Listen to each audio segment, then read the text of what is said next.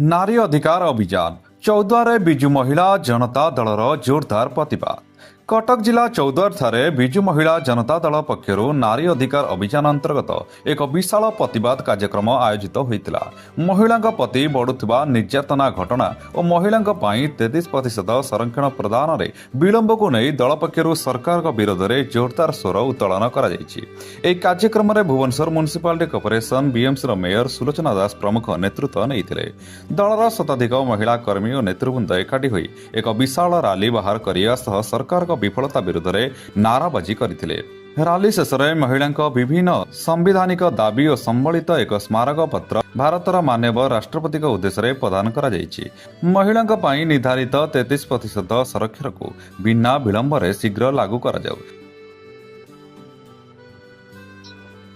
कटकरू अमन कुमार बड़क report RM news. देखो ओडिशार महिला माने अनुभव करुचंती कि महिला माननकु जो स्वतंत्रता हमर प्रिय नेता नवीन बाबू देइतिले मिशन शक्ति गठन करतिले एवं विभिन्न दृष्टिकोणरू महिला मानकु जो स्वाधीनता दिया जाइतिला अधिकार दिया जाइतिला आज से अधिकार बीजेपी सरकार रो 2 वर्ष भितरे पूर्ण होईछि जोथि पाई कि सारा ओडिसा रो विभिन्न जिल्ला रे महिला माने तांकर अधिकार को साब्यस्त करिवा पई नारी अधिकार अभियान कार्यक्रम जरिया रे सारा ओडिशा रे प्रत्येक जिला रे रैली आंदोलन धारणा प्रतिवाद विभिन्न प्रकार कार्यक्रम करू। ठीक सही परि भाबरे आज कटक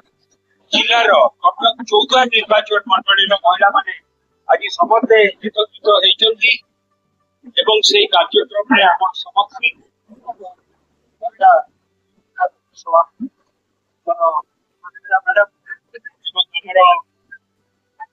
सभापति समस्त मन भितर गोटे संकल्प कि 2 वर्षर बीजेपी सरकार रे महिला मानकर सम्मान पूर्ण जो अधिकार पाउथिले से अधिकार पाउना मिशन शक्ति आज संपूर्ण भाव में बंद एवं अनेक कथा अच्छी जो महिला माने सुविधा सुजोग पाउथिले से सुविधा सुजोग पाइबारु वंचित जो अनेक योजना जरिया वंचित होउछंती सेति पाई तो कटक चौद्वार निर्वाचन मंडली समस्त महिला माने एकत्रित होइछंती कि महिला मानकर सम्मान और अधिकार को जेमती अक्षुण्ण रहिबो हमर प्रिय नेता नवीन बाबू नेतृत्व में सेति आज कार्यक्रम आज नारी अधिकार अभियान कटक चौद्वार कन्स्टिट्युएन्सी रे अनुष्ठित हो जाइछ एवं हजार हजार महिला माने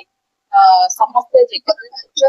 सबठारु बड़ विषय होछि आपण माने 30% रिजर्वेशन जोठी वर्तमान अधिकार पय लड़ाई चली सेही देश हम देखिए बिजू बाबू जेतबेले लोक पंचायत को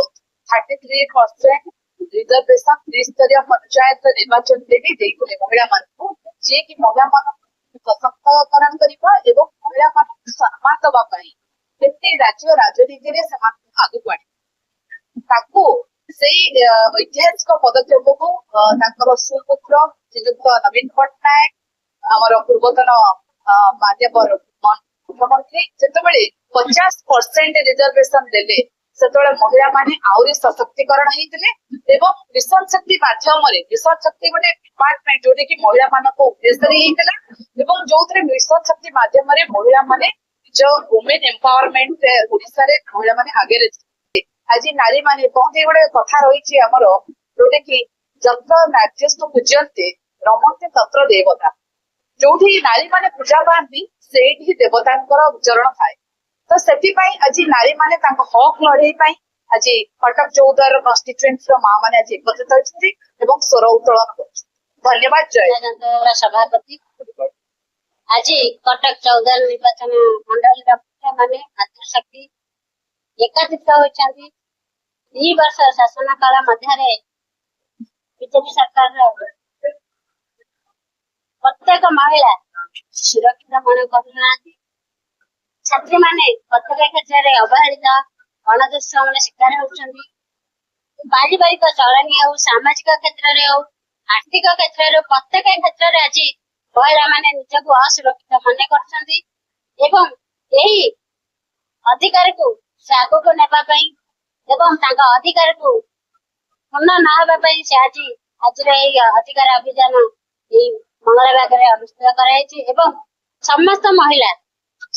ମହିଳା ମନରେ ଗୋଟେ ଆଶା ଏବଂ ଆକାଂକ୍ଷା ଯେ ଆମେ କେମିତି ଆଗକୁ ଯିବୁ ଏବଂ ଆମ ଅଧିକାରକୁ ଆମେ କେମିତି ବଞ୍ଚାଇ ରଖିବୁ, ସେ କ୍ଷେତ୍ରକୁ ନେଇକି ସେ ଆଜି ସମସ୍ତେ ଏକାଠି ହେଇଛନ୍ତି ଏବଂ ସରକାରଙ୍କୁ ଆମର ଅନୁରୋଧ ଯେ ପ୍ରତ୍ୟେକ କ୍ଷେତ୍ରରେ ମା ମାନଙ୍କୁ, ଝିଅ ମାନଙ୍କୁ ସମସ୍ତଙ୍କୁ କେମିତି ସୁରକ୍ଷା ଦିଆଯାଏ।